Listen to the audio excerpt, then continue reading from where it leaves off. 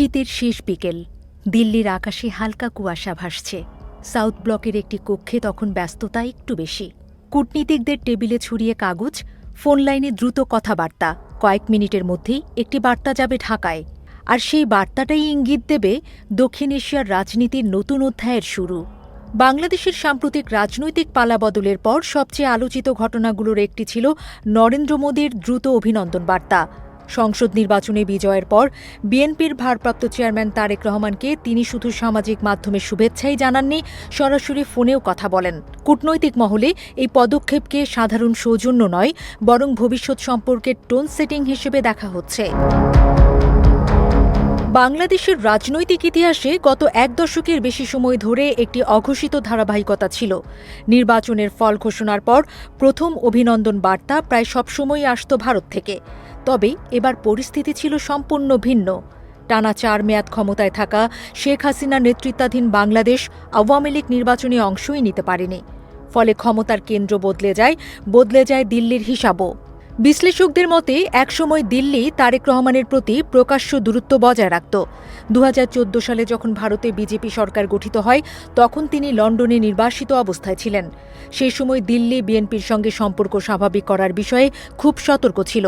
নিরাপত্তা ও আঞ্চলিক স্থিতিশীলতা নিয়ে উদ্বেগ ছিল প্রধান কারণ।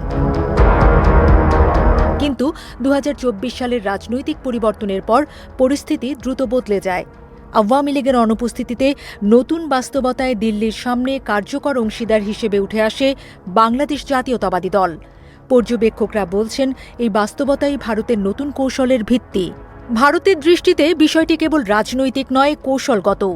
সীমান্ত নিরাপত্তা, বাণিজ্য, জ্বালানি সহযোগিতা এবং উত্তর পূর্ব ভারতের নিরাপত্তা প্রশ্নে ঢাকার সঙ্গে স্থিতিশীল সম্পর্ককে অত্যন্ত গুরুত্বপূর্ণ মনে করে ভারত। তাই একটি শক্তিশালী ও নির্বাচিত সরকারকে তারা অটোমেটিক চয়েস হিসেবেই দেখছে। তবে এই উষ্ণতা যে নিঃশর্ত নয়, সেটিও স্পষ্ট করে দিয়েছে দিল্লি। ভারতের পররাষ্ট্র মন্ত্রণালয়ের বক্তব্য অনুযায়ী সম্পর্ক হবে ইস্যুভিত্তিক। বিশেষ করে ধর্মীয় সংখ্যালঘুদের নিরাপত্তা প্রশ্নে দিল্লির অবস্থান কঠোর।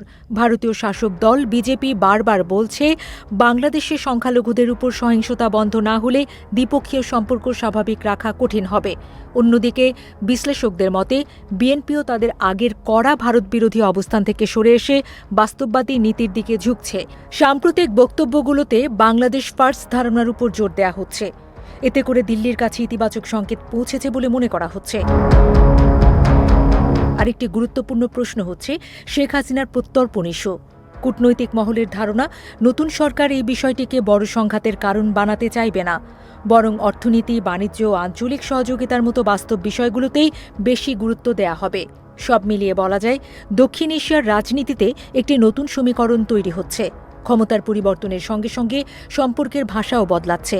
মোদির দ্রুত অভিনন্দন বার্তা ছিল সেই পরিবর্তনের প্রথম দৃশ্যমান সংকেত। এই কূটনৈতিক উষ্ণতা কি দীর্ঘমেয়াদী সহযোগিতার রূপ নেবে, নাকি বাস্তব রাজনীতির কঠিন সমীকরণে আবারও সম্পর্কের গতিপথ বদলে যাবে? সময়ই তার উত্তর দেবে।